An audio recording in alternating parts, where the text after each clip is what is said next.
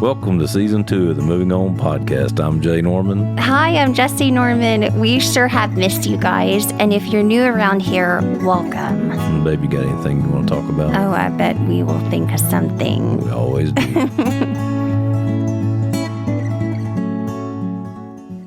Hi, babe. Hi. How are you today? Doing okay. It's rainy here. It's rainy and our first cold weather, 36 degrees this morning. So big change for us.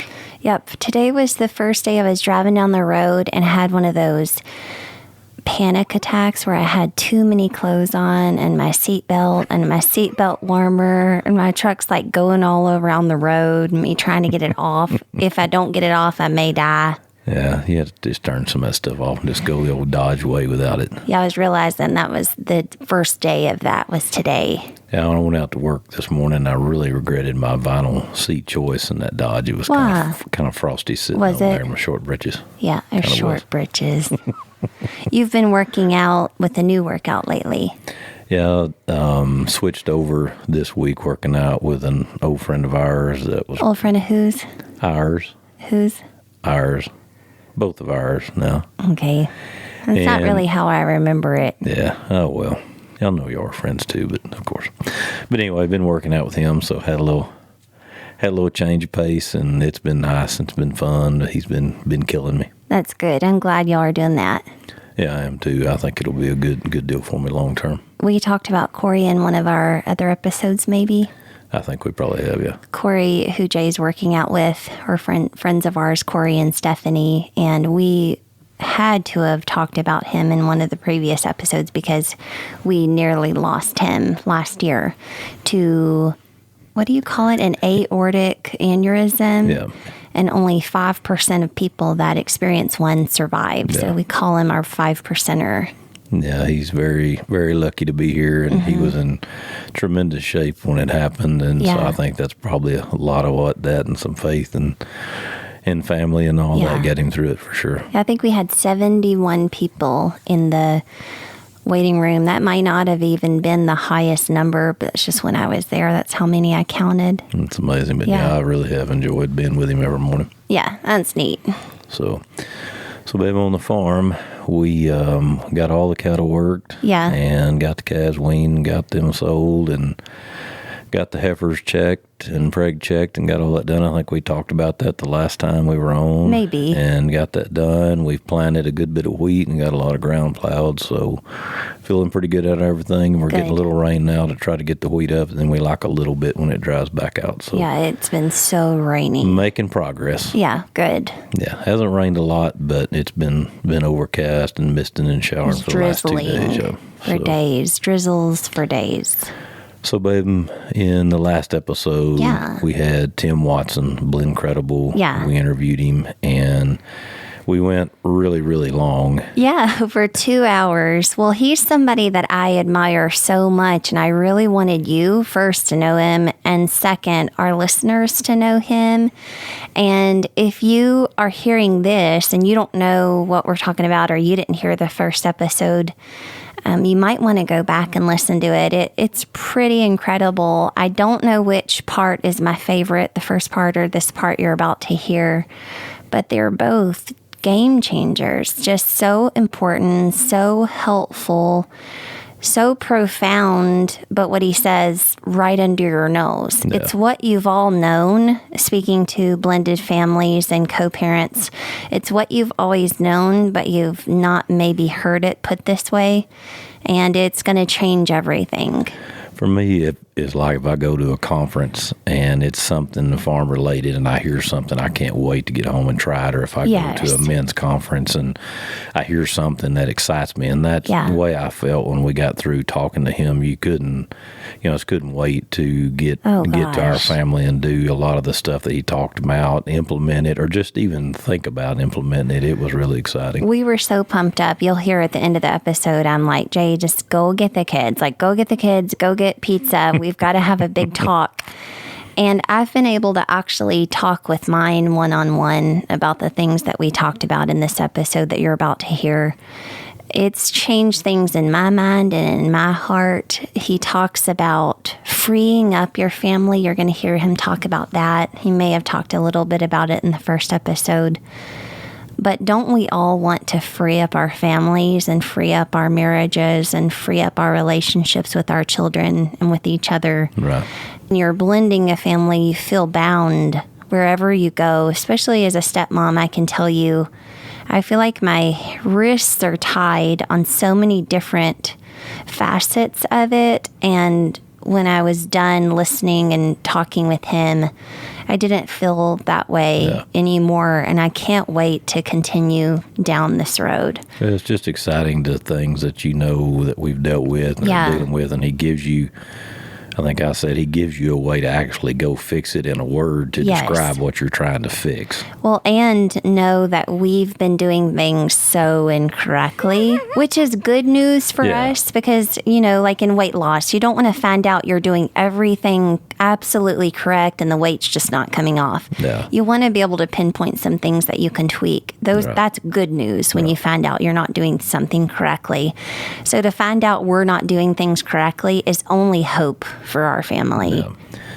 Well, it most definitely does, and he gives you a lot of excitement around it, and I hope that you listen to the first one, and I think we really look forward to you listening to this one and finishing up his thoughts and kind of the questions we ask. So, sit down and listen and enjoy, and I hope it's something that hits y'all just as hard as it hit us. Gosh, it knocked us out in the best kind of way, but here it is. Here's part 2 with Tim Watson of Blendcredible. Enjoy. I've got some mechanics questions for you. Oh, yeah. Look, just from your post, when you talk about transition days and that's something we all face. We've got a lot of ebb and flow, and we see things, the longer the transition time is, sometimes things are different when they come back. And I'm just curious your take on that from your time. Two separate deals there, kind of what your take is on that. Yeah, for me, transition day was flip of the coin because it wasn't stepkids coming over and leaving. It was my bio son coming and going. Right. So the transition for me was a bit more tense because for him, when he was younger, he was coming because, he can hang out with the other kids and see me. But the older he got, that changed from coming to see the kids only. He wanted to spend time with me. So for me, the idea of sowing so much into my stepchildren that they could draw off of that while I was sowing into my son when he was here. So for me to ease the tension and to create a space for us to connect and to relate, I had to make sure that I was talking the language of each of my stepchildren, and they each had different languages. Yeah. So I had to make sure that their love tanks were full before he came. If they weren't ever full, then that whole visit was a bit different because their love tanks weren't full. And once I started to figure it out, I was like, wait a minute, I got to make sure that these kids are full before my son comes. That way, when I spend time with him, and I'm a big fan of one-on-one, that they won't feel as though when he comes, they're invisible, even if we are together, just by some of the things he says or some of the things I do with him, because he grew up with me and they did not. So that way they're not wanting anything or in need, not just want. And that is a hard thing to navigate for sure. It really is. Yeah. It's a very hard thing. Yeah. Okay, my next question, you mentioned earlier about talking to them and asking for feedback. How do you do that? Is that like y'all come sit down, I want to talk to you, you're catching them out and playing ball, or how do you do that? Well, that's a good question. And I'm glad you asked it too, because I developed this thing as a stepdad of phases. You may have heard me talk about this before, maybe not. I have 3 phases when you're a step parent. Phase 1 is baby to like 6. Phase 2 is like 6 to 12. And phase 3 is 13 to 18. So each one of those phases for me, I did exactly what you talked about in different ways. So when they were young, when I first came into the relationship, when they were 8 and 6 and things like that, the way that I would ask for feedback would be to have them all at the same time, because that way they could draw energy and courage from each other. Oh, yeah. Right. So that's very important. They feel like they have a backup if they want to tell you something they don't think you're going to like. But during phase 2, which is quite different, it's one-on-one. It's isolation, but it's a safe place. So what we did here in our home is the office that I'm in right now was the designated safe place, and everybody knew it. So I would have a quarter, right, or a dime. And one of the things that my kids knew in that phase 2 was, listen, your dime. And they would take the dime, and that would mean that it's their dime. I don't talk. And in this safe place, which I didn't want it to be the kitchen, I didn't want it to be the living room, I didn't want it to be anywhere where we congregated. I want it to be somewhere where it wasn't unnatural for them to be. Mm-hmm. So they wouldn't associate whatever we were talking about with that place. So this was big for a second phase, because we come one-on-one. They would take the dime, and I would listen. And as long as they had that dime, I didn't have any feedback. I wouldn't talk back or say anything. And they appreciated that. Now, towards the end of phase 2, yeah, when they had like a laundry list of things, then we got out the timer, the little sand timer, right? So they had until that timer went out to give me feedback on specific things. Phase 3, like they are now, this is one of my best phases, because we just, wherever we are, to your point, Jay, it could be in the kitchen, I could be cooking. And sometimes they'll come to me and say, that time, remember, Tim, that time, so and so. You're right. And they'll laugh about it, or it won't be funny, and they'll tell me, yeah, I appreciate it, or you should have did ABC. yeah. And I'll let them know, you're right. And so phase 3, ideally, is impromptu. That's the best feedback you can get for phase 3. Because if you take them and they're older teenagers and say, come on, let's sit down and talk, that's not going to happen. No. But the best way is impromptu, in the breeze, right? Go into the car, in the garage, something. And what I found out that's best about the impromptu and the feedback is, when they're in phase 3, they will let you know if you've developed that now from phase 1, 2, because they're used to it and they know it's a safe place for. So all that to say, the best results I get from asking for feedback are because I've created a safe place that they trust is actually a safe place. So they have the dime, and that's it. That's really good. I think if you came in and evaluated our last 4 years, I think you would fail both Jay and I on that. Yeah. And I'm sitting here thinking, like when you say you had a sand timer, I think we would actually pay them money per minute they spoke. And ours would be that opposite. Yeah. We have some ways to go, babe. Yeah. Yeah. Well, if you would have caught me 4 years into my step parenthood, I'd have been the same way. Thanks. It's just the way it is. So I always tell people, I had to grow into this. We have to grow into it. One of the main reasons I may post some of the things I post, because while I cannot eliminate the growth factor for you, I can eliminate some of the things that you're going to trip over during that period.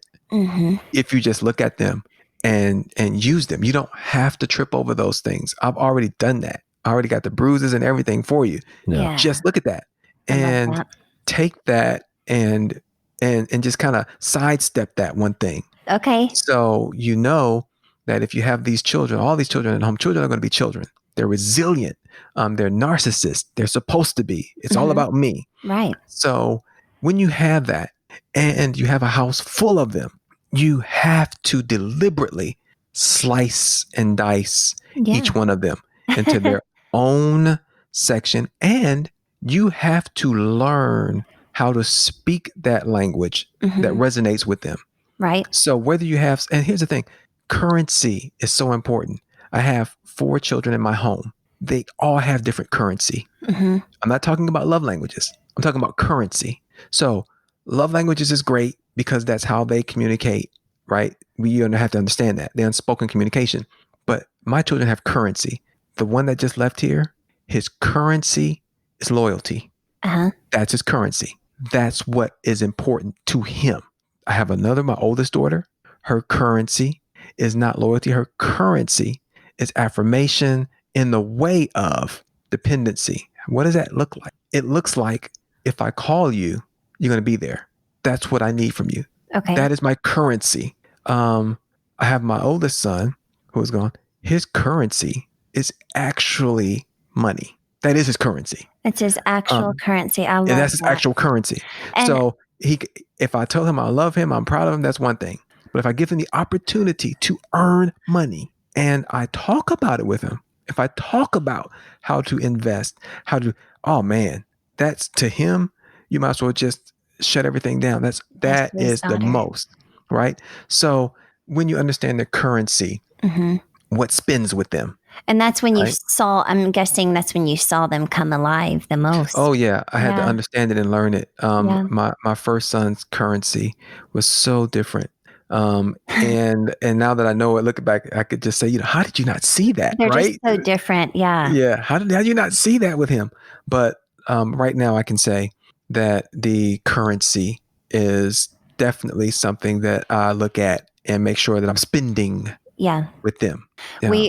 We got home last night. We had a basketball game. I coached my middle girl. And so when we were coming home, she asked if she could come spend the night, which was lovely. And so we love one-on-one too.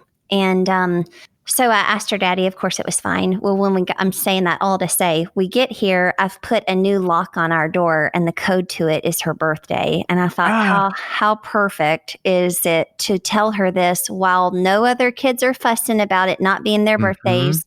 We get here and it was just so the Lord, how it unraveled. I always stay in the car a little bit longer looking at my phone by myself. That's kind of my little 5 minutes of me. I hear you. She came back to the door, knocked on it. She said, I can't get in the door. And I said, it's new. And and I'm like, it's a slow pitch. And she goes, well, what's the code? And we do this thing where we put our hair behind our ear. I guess they do it on TikTok maybe, but me and Liza, my middle, we always put our hair behind our ear when we're kind of being sweet with each other. And so I put my hair behind my ear. I said, it's your birthday. And I mean, we talked about it. She wanted to talk about it the whole rest of the evening.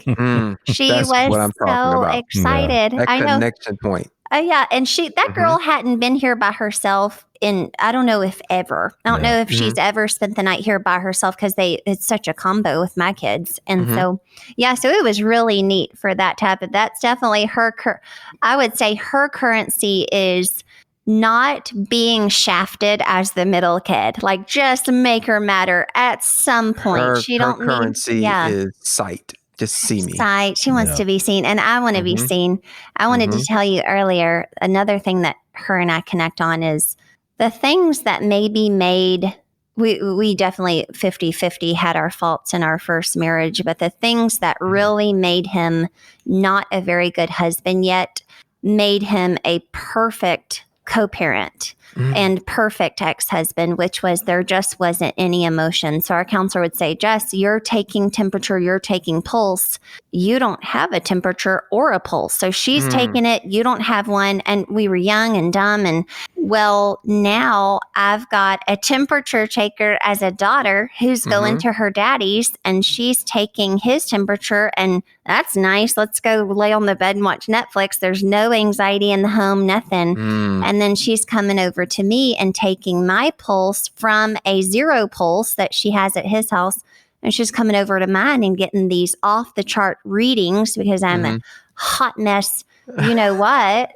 And so I had this really huge, great awakening this past month that was like, just pump the brakes for the love of all that's holy. Like, look what you're doing. And so I saw how I was affecting myself. I saw how I was affecting my daughter. And now I'm seeing that Jay can't continually take hot mess and still be attracted to it. Like you have to find your way at some point. You don't get just this free ride. No, ma'am. You don't. No, nothing's free. If you do ride, you'll find out what you have to pay for a little bit later on. Yes, not even with your person. Your person does not have, your person is not God. He is a living being that has conditions and you can quickly harm them, you know? So, all right. Excellent. Got one other thing here. Yeah. You talked about stumbling earlier. You threw one to me that made me stumble. I've told my son several times, I'm I'm doing the best I can. Uh, And you said, Oh. don't say I did the best I could. So explain that to me so I'll know I stumbled. Because we all say that. We all say it. That for me came from a point of self introspect over the years, not just from right now that's happening, but also from my mom, my dad, and then my first marriage with my stepson. And one of the things that I had to do, Jay, was look and really say, why am I even saying this? And it's not that saying it is wrong, because sometimes that is the truth. But I had to go back and look at why I was saying it. Why would you even say I'm doing the best I can? What did you hope to achieve by saying that? And I came to the conclusion for my own self that it's the easiest way out of demanding the most from myself is to say that. Whether it is my children, whether it is my job, whether it is my exercise, whether it is what I'm eating, whether it is my studying, whether it is what I want to read, I'm doing the best I can. And I'm just not.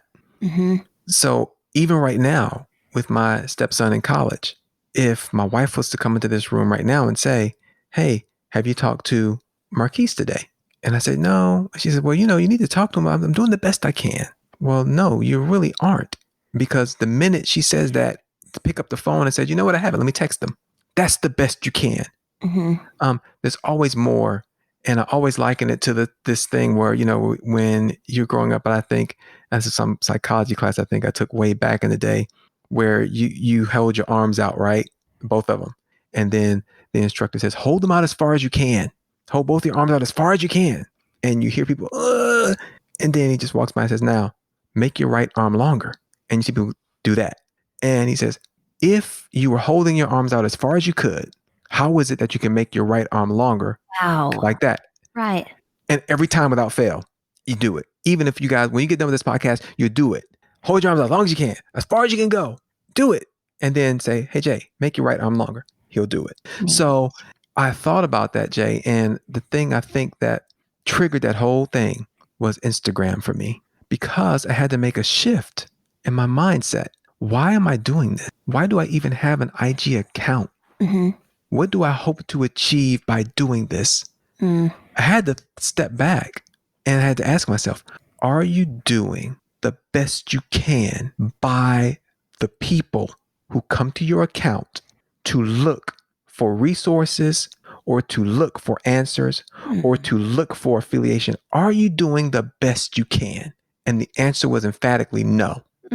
So that's when I had to start changing. And the thing was, I asked myself, so if I'm not doing the best I can here, well, then why do I even have a Blendcredible account? And then right away, no, it's not that easy, dude. You're not getting away that easy. Share your life, share it the way you know how, and share it because you want to add value to someone's life. That is the best you can do. Then you can say, I'm doing the best I can on IG. So all that happened based off the fact that I went back and I looked at my IG page and I looked at my account and I looked at the other step parents and families that were on social media and really took my heart, because there's so many young couples out there that are just now getting into this thing, and they are under this impression that they have to convey the fact that their families are well. And I'm not saying that they're all in shambles, but your families aren't well. Your husband's not well with you because he doesn't trust you with his children. Your wife's not well with you because she doesn't believe the fact that you honestly appreciate her for who she is and what she brings to you versus what she is and what she brings to the children and your whole family. So when I think about those things, I have to ask myself, am I doing the best I can? The answer was no. And it just, I had to check myself in every area. So that's where that came from. God, that's good. Yeah. Gosh, that's good. I know Bob Goff says that the two of us can be the most amazing resource for each other, because if we really could listen to each other, what you're saying about where I let you down or where I failed you, or what you're noticing that I'm lacking in my personality, what you're noticing I'm lacking in my speech with the kids. If I really could know that you're on my team, you love me, you have no intention of painting me into this corner, you just need me to hear what you're saying, I could take that information from the person that knows me best. And you really could just become some type of superhuman if you really could. In our relationship for a long time, and what we're working on is, say his stepson slaps my stepdaughter across the face. And as he goes to do what he needs to do perfectly because he's a good dad, I grab his arm and I say, you need to discipline him. Well, now he turns an about face, and now he and I are going at it while he does not do what he needs to do in his son's life and mold his character. And so we saw that so much in the beginning, where we got in the way of doing the right thing with our children because we don't have that in our personality. God needed to really chip it off of us. He couldn't hear me say, you need to discipline him, and then him be like, you're right, and then turn and discipline him. If I'm going to yell at him, you need to discipline him. Now we're into a huge battle with each other. Like, you don't tell me what to do. I know how to parent my child. Put the cattle prod away. Then I learned for a long time that if I want anything, I have to just shut up. And so we've walked through all of those different forms of communication. Yeah, well, you got to understand something. You guys are 4 years into this, right? And you have so many different personalities under one roof. We do. You do. And you have age groups now in phase 2 that are not easy age groups. I'm not saying that they are just going all over the place. I'm saying that they're at the age now to where they can reason. There is some cognitive thinking. They are now at the age now to where they can put 1 and 1 together and get 43. Right. In their minds. Right. Sure. So when you have that, it's so important that you begin to free them up. Just free them up. Hey, listen, come here. Take a walk with me. Where are we going? We're just going to walk. Hey, listen, got something to tell you. I want to free you up. What do you mean free me up? What are you talking about? I mean, I want you to be free to feel the way that you truly feel. What do you mean? What do you mean feel? What are you talking about? The way you feel about the situation, where we are, this house, the marriage. You're free to feel however you want to feel about it. It's not going to change anything when it comes to what I think about you. That's so good. One-on-one, right? Well, okay, we done? We're done. And they go. That's so good. Because when you do that, you're not just freeing them up for you. You're freeing them up for them. And sometimes what we don't understand is that the war they're fighting is not a war because other people are around or the situation is what it is. The war they're fighting is in themselves because they're not free enough to go anywhere. So the only person that they have to argue with and to try to come to some sort of conclusion with is themselves. And they don't have the answers. But they're not free enough to be in the atmosphere and ask questions or even present the fact that, hey, listen, Dad, I don't want to hurt your feelings. I just don't like her. I am not reading something to you or telling you something that I heard. These are my conversations with my son. I'm telling you, Dad, what you got, Z? I just don't like her. Okay, that's all right. Is there anything that I could do right now, to help you understand something that you might not understand? No, Dad, I just wanted to let you know. Okay, that's fine. And really, when I say it's fine, I really mean it's fine. Right. As long as he understands that there are respect for function, right? The person you were never obligated to like because you never had a quarter in this dollar in the first place. No, you didn't. So when you understand, and then when they know that, oh man, it's like a whole nother universe, whole nother world. Oh gosh, you go free. Get the kids. Go get the kids. Babe, go to their mom and their dads and get the kids. I'll get pizza. You go get the kids. Get them gathered up. Yeah. We got some things to say. I got one more question for you.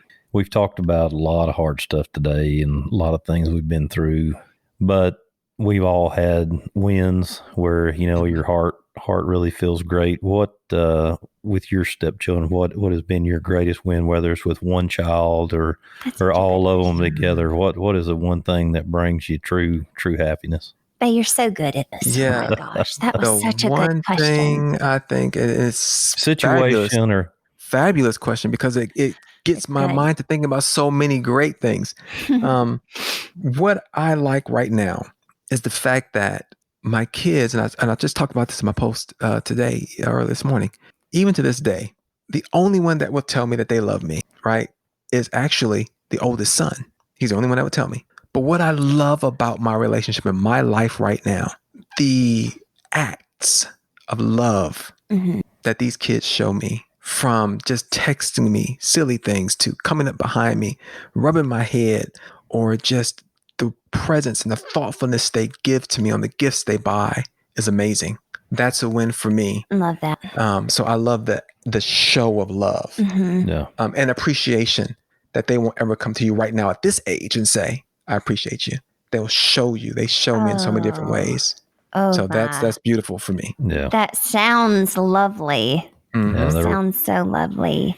Yeah, he had on his podcast or on his Instagram today said it took me 6 years to get a hug. That's correct. I had never heard someone else say it. I've wanted to say it for a long time, but I hadn't said it yet. He gave me a 6 years. Jason. I'm sorry, guys. Hold on one second. Let me see what he needs. What? Be right back. Okay. My bus get tired. Me too. I'm hungry. What you hungry for? I don't know, because it's 7. The podcast. What is it? Identify currency. I like that. No, they don't have to like you. Okay. All right, guys. Sorry about that. That's okay. Yeah, family stuff. Okay. All right, I'm good. So, Jess, talk to me about where was I? You were talking about one of the best things, I think. The hugging. Yeah. In the first month, he hugged me as much, maybe the first 2 months, he always hugged, always sat on my lap. But it was like at that 2-month mark that completely ended to where it was like a slap in the face. And that was nearly 4 years ago. Mm-hmm. And I've never pushed it. We've only talked about it one time. And that was a wonderful, beautiful moment that he and I had with each other. But what I said with him was, look, at any point, have you ever wanted me to be hugging you? I'm not, because I would die. I would die to get 10 years down the road and him say, you never hugged me. So that's how my mind went. And I was like, if you're thinking you're always filling in the blanks for each other and it's always incorrect. So you and I need to talk about this. And so I said, are you going to hug me by 2025 or like what's happening here?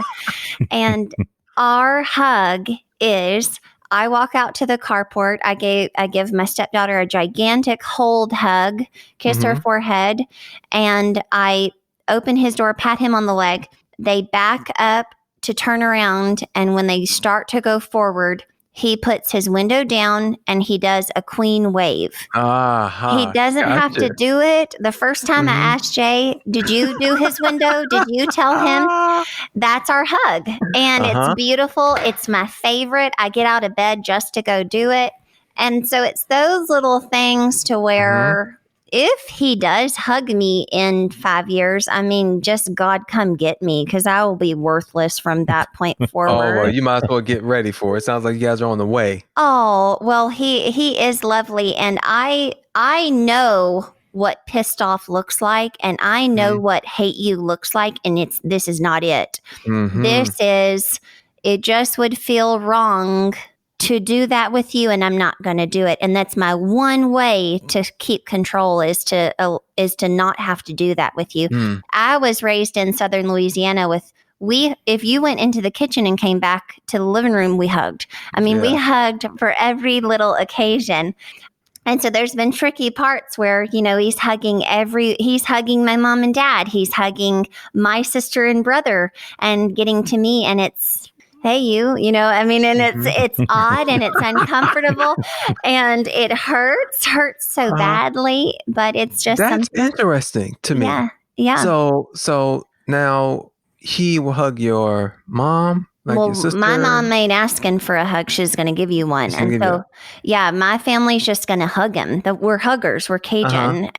That's important to me. And that's the one thing he's going to hold close to his vest. And if it makes him feel better, then that's how it has to go.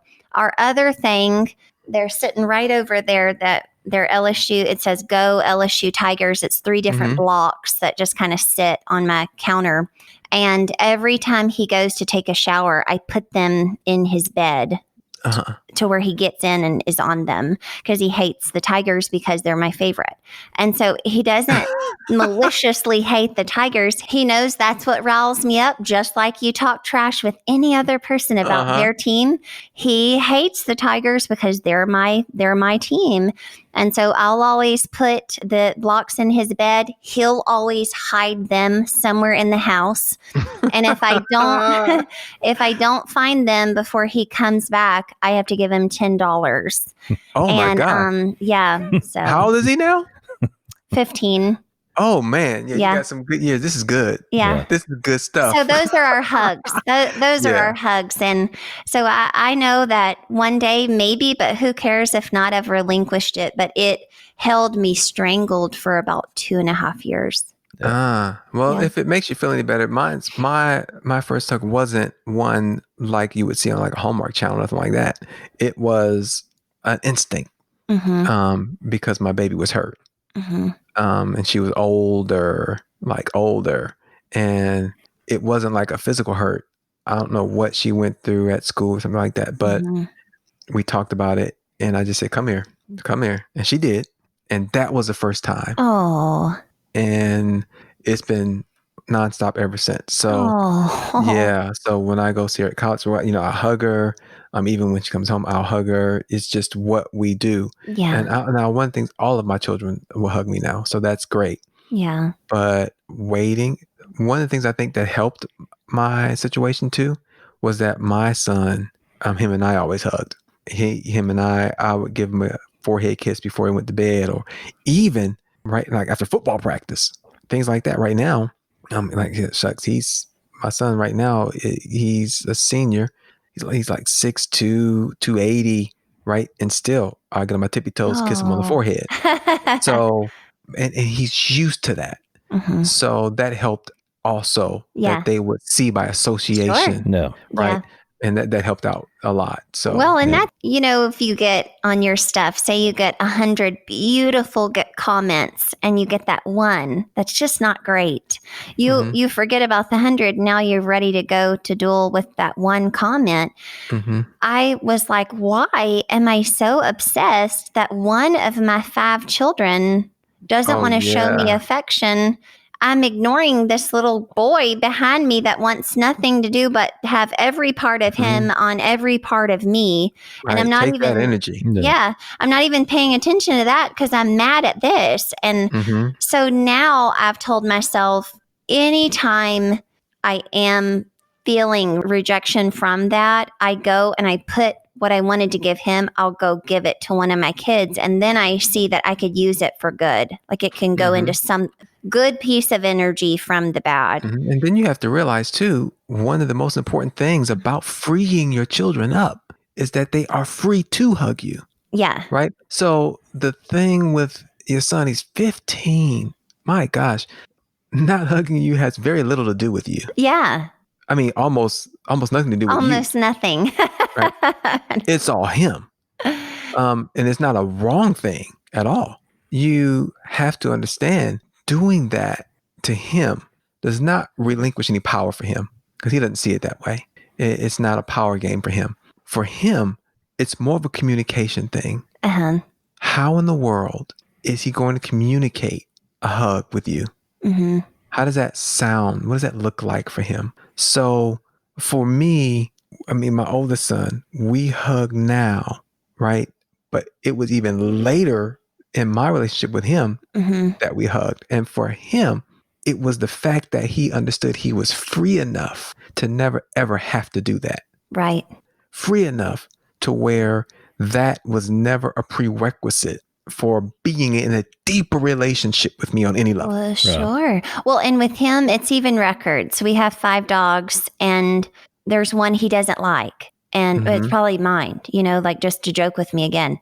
And he'll say, I haven't touched that one in 10 and a half months. Like he'll know. I haven't pet him. I haven't touched him.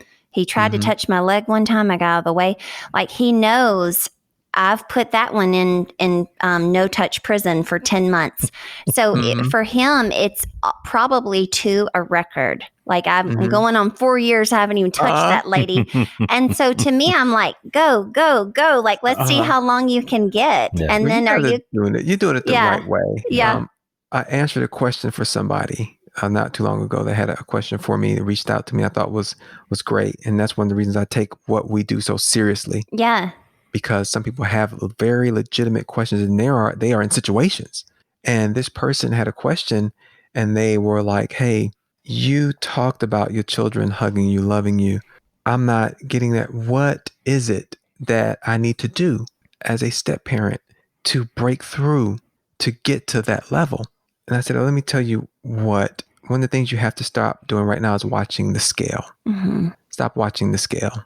If you're on any sort of program, a food, a lifestyle change or anything like that, be more concerned with how you feel. What is your skin looking like now? How are you sleeping? What you're doing right now is the equivalent of watching a scale. If I did that, I would drive myself bats. Right.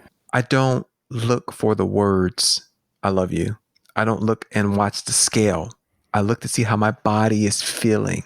What are the actions of these kids? What are they doing? Right. I joke a lot.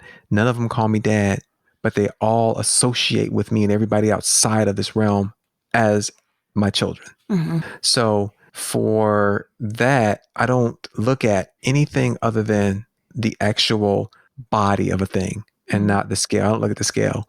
So I wouldn't so much look at what he isn't doing. And you're already doing this. But what if he was to be asked, hey, I want to share something with you. You may think it's funny. You may think it's corny, but I got to tell you. And I don't want you to take it any kind of way, but how you take it. I'm not looking for a response. I just want to let you know. I am waiting for the day to where I can get a hug from you. And it may seem corny to you, but to me, it means everything because that's a different way that I can express how much you care, how much I care about you. I just want you to know that. And 2 things I want you to do if you ever do that. 1, just be ready. Be ready for what you're going to hear, right? Either way, be ready for it. And 2, brace yourself and be ready for what will happen at that moment. If you are just real enough with them and straight up enough to let them know, hey, this is what it is. You're going to think it's corny. I know you are, but I cannot wait. And I think about all the time being able to express how much I care about you just by hugging you. Can I do that? And it'll blow your mind. That's good stuff. It really is. You want to move in with us? Yeah. No, you would send me back quick. Tim, I feel like after talking to you today and people listen to this podcast, they're going to be like, yeah, let's just move on over there and listen to this guy. He's pretty dadgum smart. Yeah. Look, I tell you what, I tell all the people that thank you so much that say that, listen, I've got enough bruises and scars and limps. Really, for all of us. And it doesn't do me any good to keep them all to myself. So I'd rather share. Some people say, man, you had a hard life as a stepdad. I'm like, no, I haven't. I really had a great journey. I'm still having a great journey. Right. But you don't need to know the great journey right now. You need to know what to watch out for so that you can have a great journey. You're not looking me up or calling me or emailing me because you're having a great journey.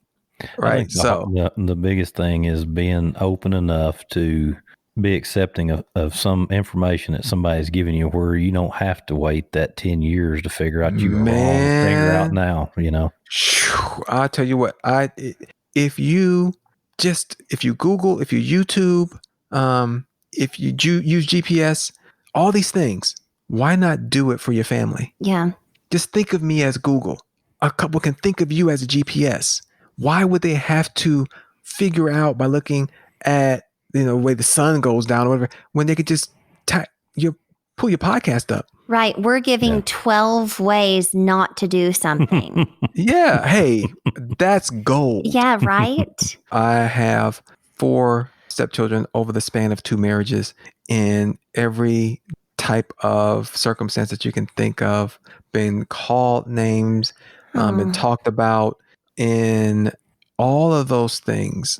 That I'm most excited about is being able to take all those things and presenting them in a way that people can grab a hold of them and hold on through the turbulence and through some of the things that they're going through now. And households can be great 80% of the time. Yeah. But just 20% of the time, that one thing, you have a great relationship with your stepchildren, but you and your spouse are not clicking because you haven't made a couple things clear and you haven't honored a couple things. So my wife is first. Whoa, I can hear listeners say, wait, hold up. I mean, that even feels bad. What about your kid? My child is my child that never will change. But I didn't marry my child. I didn't marry these children. Well, they're a part of her family. You married her, you married them. Who told you that? Where did we get that thinking from?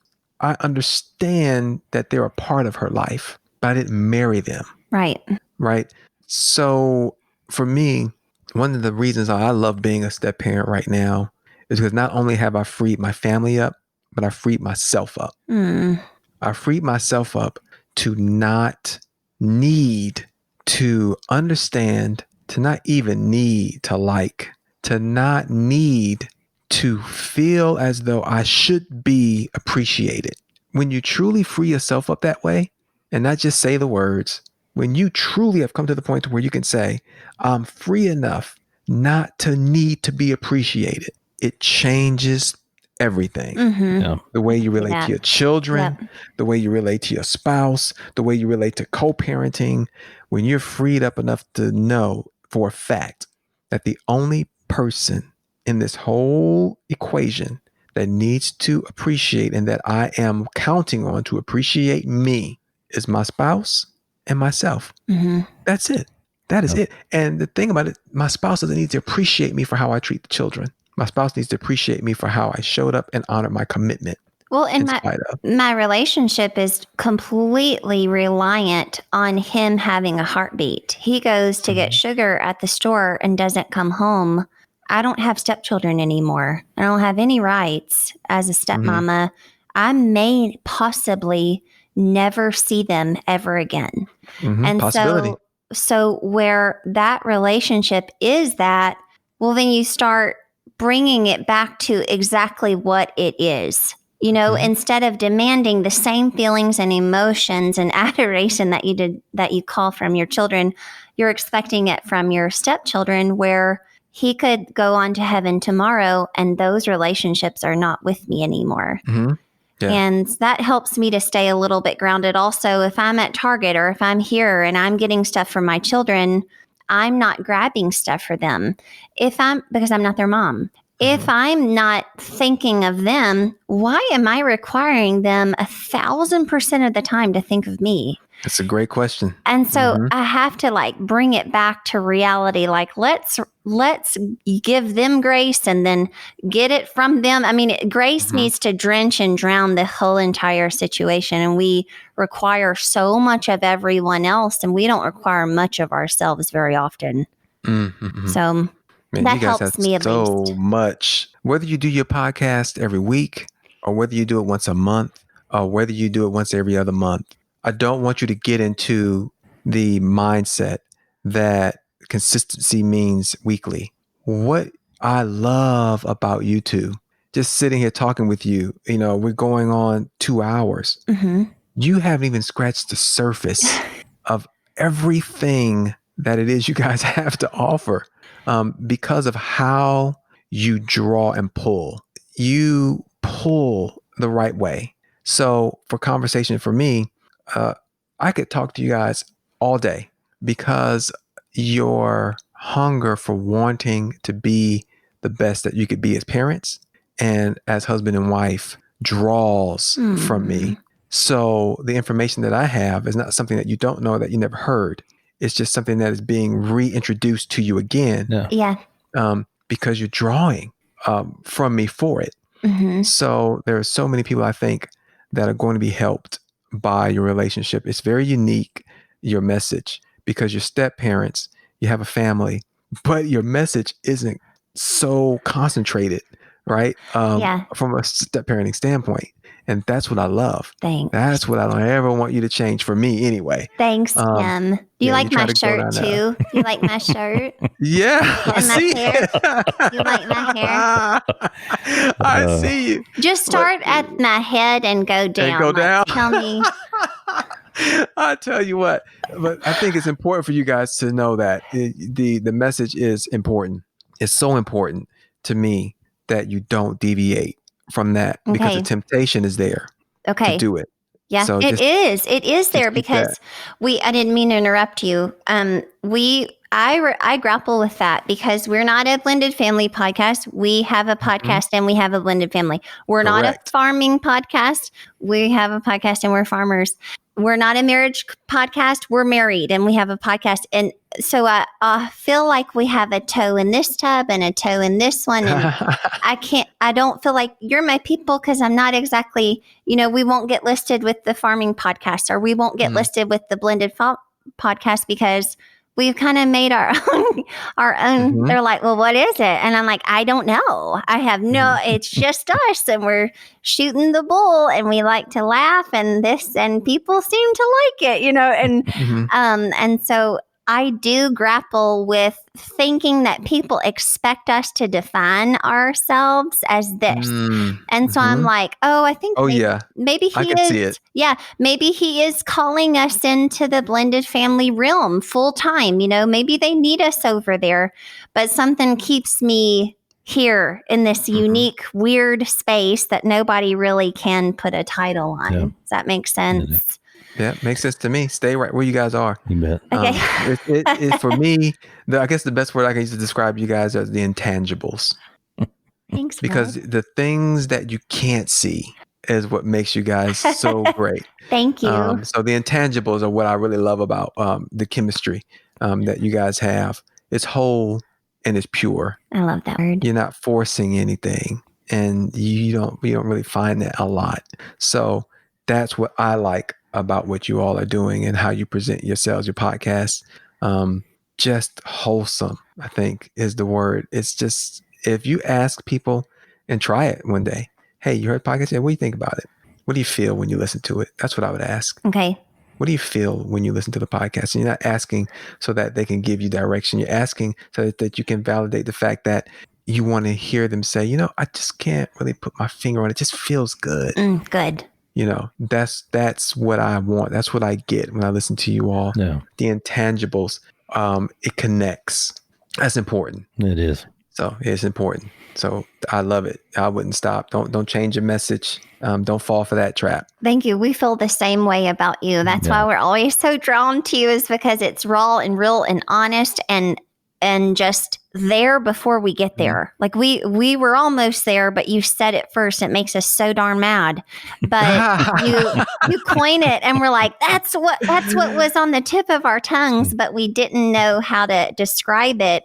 I relate to it so much. I relate to your heart so much. So I feel like I'm coming right in behind you, and I thank the Lord for you, because I'm going to be just like you one day. I am. And I'm so thankful that God crossed our paths. What if we didn't know you? There's so many beautiful, brilliant, helpful people on the gram.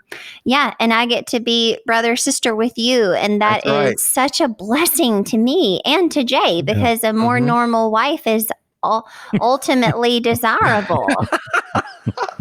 I tell you what, anytime I can help you with that, Jay, you got I it. pay big bucks for that one, though. Yeah, man, you got it. I think one of my blog posts, I almost stopped Blendcredible. I almost didn't do it, and I started it and I stopped. I did, because I did the exact thing that I'm asking you not to do.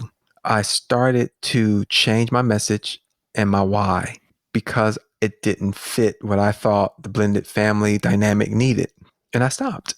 I stopped Blendcredible. I stopped doing it, and it would not leave me alone. I didn't do posts. I didn't, do anything. and it just wouldn't leave me alone. Mm-hmm. This idea of Blendcredible would not leave me alone. So I asked myself what I was afraid of, number one. And I was afraid of not having enough experience how to relay it to people who were not looking for stepdads to say anything in this dynamic, because half of the groups and the pages were created by stepmoms who were already pissed at stepdads in the first place. Sure. So I was afraid to come into the area because I didn't think I would be accepted, number one, and that it was an area that I would do well in. But when I sat back and understood that if I'm being true to myself, I'm being true to my heart. In my heart, I just wanted parents to understand the importance of connecting with their stepchildren. That was important to me.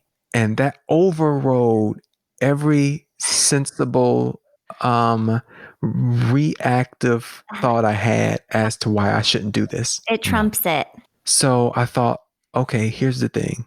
I'm just going to share how important I believe connecting with your stepchildren is. I didn't say loving them or them loving you or you taking pictures together with matching clothes and a backdrop. None of that. But connect with them. That is what you have committed to do when you married this person. Not love them, not them love you. None of that. You committed to connect with their children because you're in the picture now. Right. So connect with them. And once you do that, then you've opened the door for great possibilities and you fulfill your commitment to your husband. You fulfill your commitment to your wife. I'm marrying you and I commit to connect with your children. Whatever that connection looks like. I've got to connect. Mm-hmm. So whether that is we connect enough to know that I see you, you see me, I don't really get you, I don't really get you, but I connect enough with you to understand and know that if at any time that should ever change, I won't make it hard for you to come. Right. Right. So once I got that in my mind and I thought that's what I want to do, I started Blendcredible back up again. And I think, I don't know, just probably, I think I had like a few, maybe 60 people or something like that. And just something happened. Right. And I started the podcast, and the podcast's format was celebrating step parents. Mm-hmm. So I want to share on IG how to connect with your stepchildren, but the podcast, I want to celebrate step parents. Right. And I almost stopped that and I didn't do it. And I'm glad that I did. Don't know how long Blendcredible is going to be around, but right now we're here. Right. So we're going to do everything we can right now, to honor that commitment that I made to myself. I'm telling you, I'm like ready to go. Like I'm ready to get off of here and like put pen to paper and go buy a new shirt at Target for my new way that I'm going to. I mean, I even know what the shirt is going to look like. And I feel so, and I can tell you Jay's feeling the same way because I get his energy right now. But yeah. I know that you've blessed us more in this 2 hours than you could ever even imagine just with that principle. Wow, thank you. Because it will change our family. You just changed our family. We will be able to bring that to our following, and you will also change them. Yeah. I really, really appreciate it. That's one of those once in a few year principles that we needed to hear. How come I didn't think of it? Well, and then too, it puts words, it puts terminology on what we were trying to do or with what we felt like we were doing, but we just didn't know how to label it. With our actions. Yeah. I've been there. Yeah. I've been there. I still get there. Yeah, and those are misread so often, and the expectations are like I told you, the blanks are filled in so incorrectly. But I feel like we have felt a little shackled on our communication. You guys are right there too, by the way. I mean, you guys are right there. Yeah. Right there. I feel like we are. Yeah, you are. You're right there. So yeah, when you guys have the kids again, and it's probably a great thing that they're not with you right now. Yeah. Because you get a chance to kind of put things where they need to be, kind of digest everything. Yeah. But you guys are so close. I mean, what I'm hearing, what I'm feeling with the children, and things like that, just the breakthroughs, that are getting ready to happen in your Thank home you, just by a Tim. couple of tweaks is going to be outstanding. Thank you. That makes all the difference. Thank you for blessing our family. Absolutely. What a great night and a great 2 hours. And thank you for all you do and continue to do it. And we support you 100% for sure. Really and really look forward to getting with you again. And absolutely. Thank you guys. I couldn't wait to share you with Jay. I couldn't wait for him to know who you were because he hears me talk about you all the time, but for him now to know who you are and you guys can now connect on Instagram and stuff, that's going to be a so huge great for me to meet you. Yeah, for sure. So great for me. This is great for me. So thank you so much. Well, thank you. And thank you for being on here tonight with us. I love for sure. setting my husband up on bromances and I see this one being a beautiful. Yeah, Jay, you got it, man. Yeah. Because plus I want to know how things work, as you guys go. Right. Thank you. I think that's important. Absolutely. Well, and I know your time is so important after work. So thank you for giving us 2 hours. That's a I'll big tell your family thanks for sure. And yeah, they're out there. We've they're never used gone to over it. an hour ever, not once. What? We've never gone over an hour. I think we went to like an hour 10 maybe, but. Yeah, this is great. I just love this all day. I've told you I can do this all day. So thank you for having me again. I appreciate it. Appreciate your audience for having me. Thanks. And I want to just thank your kids. Man, just so many. I'm excited. I can't even tell you. I see it and I know what I don't want to speak prematurely, but I'm just so excited about what's going to happen in your home. So please keep me posted. Well, that's nice to hear. As you guys go along, it's important. One thing that you guys are going to know tonight that nobody knows right now is that I'm working on, and you'll see it on IG coming up here this week. Okay. I am rebranding Blendcredible. Are you? Yes. So I'm going to need everybody's help on that. Okay. Because I'll present 3 different podcast pictures. Sure. And I want people to choose which one that they like the best. I can't wait. So rebranding Blendcredible. So this will no longer be the Blendcredible brand. Okay. So I'm rebranding it. And then I will, again, I think we talked about it, start a YouTube channel.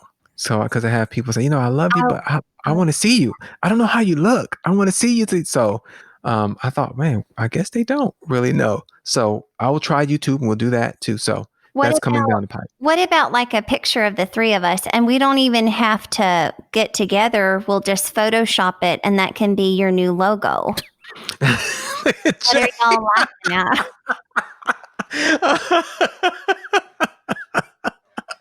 Oh, that would be something. I thought we were in here. We were, but then we would go viral and then Jay would say something and then we wouldn't be on yes. Well, I'll do it in a second. Okay. Yeah. All right. So, all right. Well, thank you guys. I appreciate it. Thanks, so be on the lookout for IG. I'll have those pictures up and just vote on which one you like the best, and that's the one we'll go with. I know which one I'm going to vote on. Babe, what else you got tonight? That's it. All right. Well, the song says the road goes on forever and the party never ends. I love you. I love you too. We sure appreciate y'all listening today. If you'd like to follow us on social media, you can search for us, Moving On Podcast. That's 3 words, on Facebook, Instagram, and YouTube. We would love to hear from you. With ways you're figuring out how to drop the ropes in each of your own lives, and even ways that you're not, hell, that's just as entertaining to us. See you in a couple of weeks.